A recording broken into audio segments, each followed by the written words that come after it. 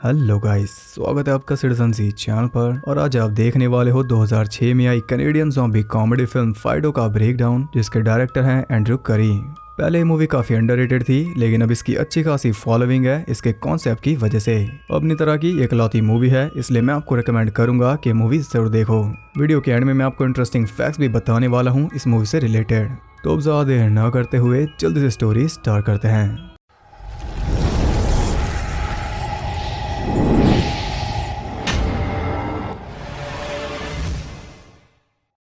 Movie based 1950s में, जब outer space से हुए रेडिएशन की वजह से मुर्दे जिंदा होकर इंसानों को खाने लगे और उनका नाम रखा गया ज़ॉम्बीज।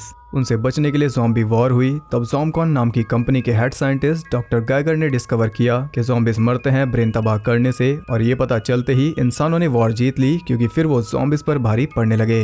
लेकिन ज़ॉम्बी से छुटकारा पाना इम्पॉसिबल था, क्योंकि रेडिएशन ने मुर्दों के साथ साथ इंसानों को भी अफेक्ट किया था। अब जैसे ही कोई इंसान मरता है वो बन जाता है ज़ॉम्बी, इसलिए ज़ॉम्बी से छुटकारा पाया नहीं जा सकता। लेकिन इसका भी इलाज निकाला ज़ॉम्बकॉन ने। इन्होंने सिक्योरिटी सिस्टम के साथ साथ कई इन्वेंशन किए, जिसने न सिर्फ इंसानों को बचाया बल्कि उनकी लाइफ और आसान कर दी, ज़ॉम्बीज को इंसानों का पालतू बनाकर। इसने आपदा में अवसर ढूंढ लिया।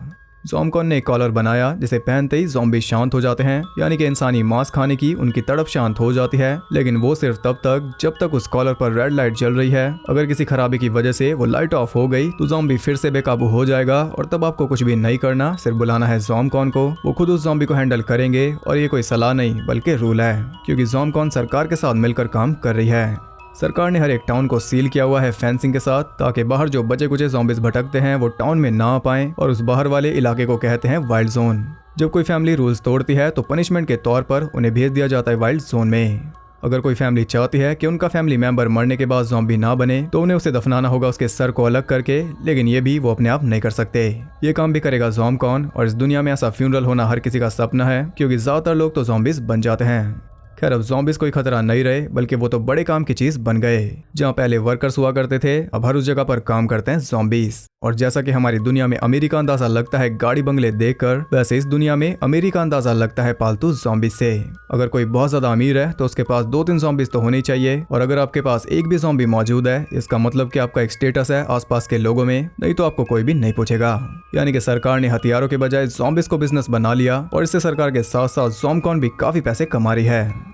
खैर, ज़ॉम्बकॉन की अच्छाइयाँ दिखाई जा रही हैं एक स्कूल में, ताकि बच्चों को पता चले कि ज़ॉम्बकॉन ही असली हीरो है। इस स्कूल में पढ़ता है टिमी, और हम देख पाते हैं उसकी नई पड़ोसन सिंडी को, जिसे वो देखते ही लाइक करने लगा। इसकी फैमिली हाल ही में यहाँ पर शिफ्ट हुई है, और इसका डैड जोनाथन बॉटम भी क्लास में मौजूद है, क्योंकि ये हेड है ज़ॉम्बकॉन सिक्योरिटी का, और ये ज़ॉम्बी वॉर में भी लड़ा था, इसलिए ये भी बच्चों का हीरो है। वो बच्चों को काफी कुछ समझा रहा था, जिसमें सभी इंटरेस्टेड थे सिवाय टिमी के। उसका नंबर आने पर वो सवाल करता है कि धरती में गड़े हुए मुर्दे अगर बाहर आ गए तो फैंसी ने बचा नहीं पाएगी। तब वो कहता है कि हम उनके सर को अलग करके दफनाते हैं, वो वापस नहीं आएंगे। लेकिन टिमी उनकी बात नहीं कर रहा। वो बात कर रहा है उन मुर्दों की जो कि रेडिएशन से पहले इनके एरिया में दफनाए गए होंगे कई सालों पहले, और क्या पता वो भी बाहर आने की कोशिश कर रहे हों धरती की गहराइयों से। ये सुनते ही वो सोच में पड़ गया, क्योंकि बात में दम है। टीचर उन्हें बाहर ले आई ताकि बच्चे उसे अपनी स्किल्स दिखा सके, जो कि दी शूटिंग। ये हर एक बच्चे को सिखाई जाती है ताकि वो परफेक्ट हेडशॉट मार सकें। सभी काफी बढ़िया कर रहे थे सिवाय टिमी के, इसलिए दो बुली भाई रॉय और स्टैन उसे परेशान करने लगे। तभी जोनाथन ने उसे बचा लिया। खैर, छुट्टी होने पर टिमी घर वापस जा रहा था, और यहाँ हम काफी कुछ देख पाए। हर एक काम जिसमें ज्यादा ब्रेन पावर नहीं चाहिए उसे करते हैं ज़ॉम्बीज, ताकि जिंदा लोग प्रोडक्टिव काम कर सकें, क्योंकि ना ही इन्हें खाने की जरूरत है और ना ही पीने की। जब तक चाहो इनसे काम करवा लो, और इसी वजह से ज़ॉम्बकॉन की काफी इज्जत है। ज़ॉम्बीज की कोई कमी नहीं है, इसलिए वेलकम करने के लिए भी उन्हें खड़ा किया हुआ है। और यहाँ हमें पता चला कि इस टाउन का नाम है विलर्ड, जो कि night of the living dead में भी था। रास्ते में वो देखता है सिंडी की फैमिली को, जिनके पास ढेर सारे ज़ॉम्बीज हैं। हम उसके पड़ोसी मिस्टर थियोपोलिस को भी देखते हैं, जिसके पास एक फीमेल ज़ॉम्बी है। और अंदर हम देखते हैं उसकी मॉम हेलन को, जो कि नए नेबर्स को खुश करने की तैयारी में लगी हुई थी। हैरानी की बात यह है कि इनके पास एक भी ज़ॉम्बी नहीं है, जबकि पड़ोस में हर किसी के पास एक ज़ॉम्बी मौजूद है, और एक से ज्यादा भी। खैर, जब उसका डैड बिल घर वापस आता है तो हेलन तैयार खड़ी थी उसे सरप्राइज देने के लिए, क्योंकि वो घर ले आई एक ज़ॉम्बी को, जिसे देखकर बिल पूरी तरह डर गया। और इसी डर की वजह से इनके पास ज़ॉम्बी नहीं था। बिल को ज़ॉम्बी फोबिया है, क्योंकि इसने खुद अपने डैड को मारा था, जो कि ज़ॉम्बी बन गए थे। वो इसकी पहली और आखिरी ज़ॉम्बी किल थी, तब से ज़ॉम्बी से डरता है। लेकिन अब ज़ॉम्बी लाना जरूरी हो गया था, क्योंकि नए नेबर्स के सामने स्टेटस बनाना है। हेलन को अपनी इमेज की काफी चिंता है। वो कहते हैं कि यहाँ हर किसी के पास ज़ॉम्बीज हैं, नए नेबर्स के पास तो 6 हैं, जबकि हमारे पास एक भी नहीं। तब बिल कहता है कि इंडिया में सबके पास एक टाइगर होता है, क्यों ना वहाँ जाकर एक टाइगर पाल लें, और इसका जवाब हेलन ने उसे दे दिया। पहले तो बिल नहीं मान रहा था, लेकिन फिर भी हेलन ने किसी तरह उसे मना लिया और अब वो ज़ॉम्बी के मजे ले रहा है उसे शॉक देकर। अगली सुबह बिल का प्रॉमिस था कि वो टिमी के साथ खेलेगा, लेकिन उसे खुद ही गोल्फ खेलने की पड़ी है, इसलिए टिमी उस ज़ॉम्बी के साथ खेलने का ट्राई कर रहा था लेकिन कामयाब नहीं होता। तब वो बाहर घूमने चला जाता है और उसे मिल जाते हैं दोनों पुलिस। वो टिमी को परेशान कर रहे थे, तभी उस ज़ॉम्बीज ने उन्हें अच्छा सबक सिखा दिया। अब ये कभी इसे परेशान नहीं करेंगे और फाइनली इसे एक अच्छा दोस्त मिल गया, इसलिए वो उसका नाम रख देता है फाइडो। वो उसकी तरफ बॉल फेंकता है जो उससे कैच नहीं होती, इसलिए टिमी ने बॉल उठाकर दूर फेंक दी जो कि ये लेकर आएगा। फाइडो बॉल लेने जाता है तो वहाँ मौजूद थी मिसेस हैंडरसन, जिसने मार मार कर उसका भूत बना दिया, लेकिन इस सब में उसका कॉलर डिवाइस ऑफ हो गया, यानी अब ये फ्रेंडली नहीं रहा। मिसेस हैंडरसन की चीख सुनकर टिमी वहाँ आकर देखता है कि फिडो हैंडरसन का हाथ उखाड़ कर खा रहा था और टिमी के आते ही वो उसकी तरफ बढ़ने लगा, लेकिन सही टाइम पर वो कॉलर खुद ही एक्टिवेट हो गया, जिससे टिमी की जान बच गई। अब इसका फर्ज बनता है कि ज़ॉम्बकॉन को इसके बारे में बताए ताकि वो आकर फाइडो को ले जाए, लेकिन ये ऐसा नहीं करने वाला क्योंकि फाइडो उसका फ्रेंड बन चुका है, वो भी सबसे पहला। घर आते वक्त उसे मिलती है सिंडी, जिसने फाइडो के गले में एक लीश डाल दी क्योंकि यही रूल है, और रूल्स को बरकरार रखने वाला यानी उसका डैड भी वहाँ पर आ गया था। वो फाइडो के मुंह पर लगे खून के बारे में पूछताछ करने लगा, लेकिन टिमी ने किसी तरह बात को संभाल लिया। घर आकर वो उसे क्लीन कर रहा था और फाइडो की बॉडी पर लगे टांके देखकर वो समझ गया कि हार्ट अटैक से मरा था। तभी मॉम भी वहाँ पर आ गई और उसके आते ही फाइडो ने पूरा गैरेज बिगाड़ दिया। अगर बिल को ये पता चला तो वो इसे वापस भेज देगा और पूरा नेबरहुड हेलन पर हंसेगा। यही सोचकर वो डर रही थी, इसलिए जल्दी सब कुछ साफ कर देगी ताकि बिल को पता ना चले। रात में वो सभी डिनर कर रहे थे, तभी टिमी अपने दादा की बात छेड़ देता है कि वो भी हार्ट अटैक से मरे थे, और ये बिल को बिल्कुल पसंद नहीं आया। इसे नहीं पसंद कि कोई इसके डैड के बारे में बात करे। खैर उनसे मिलने आती है बॉटम्स फैमिली, जो उनसे मिसेस हैंडरसन के बारे में पूछ रही थी, लेकिन ये कुछ भी नहीं जानते। बॉटम बिल से उसकी पहली किल के बारे में पूछ रहा था, जिसे सुनते ही वो थोड़ा परेशान हो गया क्योंकि वो किल थी इसके डैड की। उनके जाते ही टिमी कहता है कि क्या हो अगर किसी का ज़ॉम्बी किसी को खा ले, क्या सचमुच वो उस फैमिली को वाइल्ड जोन में डाल देंगे। और ये बात एकदम सच है क्योंकि इसी वजह से बॉटम्स को वो घर मिल पाया। वारा फैमिली के साथ यही हुआ था। अब ये पता चलते ही उसकी नींद उड़ गई और उधर मिसेस हैंडरसन भी नींद से जाग गई, यानी कि वो बन गई एक ज़ॉम्बी। टिमी वहाँ पहुँच गया उसे दफनाने के लिए, लेकिन तब तक वो एक आदमी को खा चुकी थी। उसने टिमी पर भी हमला बोल दिया, लेकिन टिमी ने शवल से मार मार कर उसका सर अलग करके गार्डन में दफना दिया क्योंकि उसे फूल पत्तियां पसंद थी। या इसकी प्रॉब्लम तो दूर हो गई, लेकिन आने वाली प्रॉब्लम का इसे कोई अंदाजा नहीं है। रात में अचानक फिर उसकी आंख खुल गई क्योंकि फाइडो नीचे तड़प रहा था क्योंकि उसका कॉलर डिवाइस खराब हो गया। लेकिन उसके पड़ोसी मिस्टर थियोपोलिस ने बड़ी आसानी से फाइडो को अपने गैराज में ले जाकर उसका कॉलर ठीक कर दिया क्योंकि वो पहले ज़ॉम्बकॉन में काम करता था। उसे निकाल दिया गया क्योंकि उसे एक फीमेल ज़ॉम्बी से लगाव हो गया था जो कि अब भी इसके साथ है और उसका नाम इसने रखा है टैमी। हम देख पाते हैं कि जब फाइडो जिंदा था तब वो एक स्मोकर था। अब वो शांत है और थियोपोलिस टिमी को कहता है कि ये बात किसी को मत बताना क्योंकि फिर ये फंस जाएगा। अगली सुबह मॉम ने फाइडो को बिल का एक सूट पहनाकर रेडी कर दिया क्योंकि ये जा रहे हैं बिल की फेवरेट चीज यानी कि फ्यूनरल देखने, जो कि फिलहाल एक लग्जरी है और काफी रेयर भी। उसे रेडी करते हुए हेलन को भी फाइडो से काफी लगाव हो गया। रास्ते में वो गुजरते हैं उसी पार्क से जहाँ मौजूद था वही ज़ॉम्बी आदमी जिसे मिसेस हैंडरसन ने काटा था, यानी जल्दी यहाँ मेहम शुरू होने वाला है। फ्यूनरल देखकर बिल काफी खुश था और इसने इन तीनों का फ्यूनरल बुक कर रखा है, लेकिन ये दोनों फ्यूनरल नहीं चाहते, इन्हें बनना है ज़ॉम्बी, और ये सुनकर बिल हैरान है। घर पहुंचकर वो देखते हैं कि ज़ॉम्बकॉन ने मिसेस हैंडरसन के हस्बैंड को उठा लिया, साथ ही उसके गायब होने के पोस्टर भी लगा दिए, जिससे बिल समझ गया कि आगे क्या होगा। उसने अपनी गन लोड कर ली क्योंकि अब जल्दी यहाँ भी मैसेकर मच जाएगा, जिसकी शुरुआत ऑलरेडी हो गई। पार्क में मौजूद सभी लोग ज़ॉम्बी बन गए थे, साथ ही उन्हें मारते हुए ज़ॉम्बकॉन के वर्कर्स भी, लेकिन आखिर में मामला कंट्रोल हो गया। अगले दिन हेलन टिमी और फाइडो के लिए ड्रिंक लेकर जाती है, जो कि कार धो रहे थे, लेकिन बिल के हिसाब से ज़ॉम्बी कुछ भी नहीं खाते और उसे गलत साबित करते हुए फाइडो एक ही बार में पूरी ड्रिंक गटक गया। यह हेलन बिल को हिंट दे रही थी कि वो प्रेग्नेंट है, लेकिन उसे गोल्फ से फुर्सत मिले तब ना। वो अपने दोस्त के साथ खेलने निकल गया और यही वजह है कि इन दोनों को फाइडो पसंद आ रहा है। इधर मिसेस हैंडरसन की तलाश जारी थी और पूछताछ चल रही थी दोनों बुली बच्चों से। बॉटम के पूछने पर वो सारा इल्जाम डाल देते हैं टिमी और उसके ज़ॉम्बी पर क्योंकि इन्हें बदला चाहिए। इधर फाइडो और टिमी आराम से घूम रहे थे, तभी दोनों बुलिस वहाँ पर पहुँच गए, लेकिन इस बार उनके पास गन है। दोनों फाइडो और टिमी को ले जाकर बांध देते हैं क्योंकि इनके पास प्लान है जो काफी खतरनाक है। स्टैन ने फाइडो का डिवाइस बंद करके उसे फ्री कर दिया ताकि रॉय उसे शूट कर दे, जो कि उसने कर भी दिया, लेकिन फाइडो के पार होकर गोली लग गई सीधा स्टैन के दिल में। रॉय बचकर कैबिन में चला गया और उसके पीछे फाइडो भी। या उसका भी काम हो गया और जल्दी टिमी का भी हो जाएगा। फाइडो उसके एकदम पास आ गया, लेकिन उसे खाने नहीं बल्कि फ्री करने, जबकि इसका कॉलर अब भी काम नहीं कर रहा। ये समझदार है और इसके अंदर फीलिंग्स भी हैं, तभी ये टिमी को खाने के बजाय उसकी जान बचा रहा है क्योंकि टिमी इसका खास दोस्त है। बेसिकली इस दुनिया में ज़ॉम्बीज़ के पास फीलिंग्स हैं जिन्हें मशीन के बजाय दोस्ती और प्यार से भी जगाया जा सकता है, जो कि टिमी ने जगा दी। फीडो उसकी रस्सी खोल रहा था जो कि नहीं खुलती, इसलिए टिमी ने उसे घर भेज दिया मॉम को बुलाने के लिए, और जाते जाते उसने शेड को ब्लॉक कर दिया ताकि ज़ॉम्बी रॉय बाहर ना आ सके।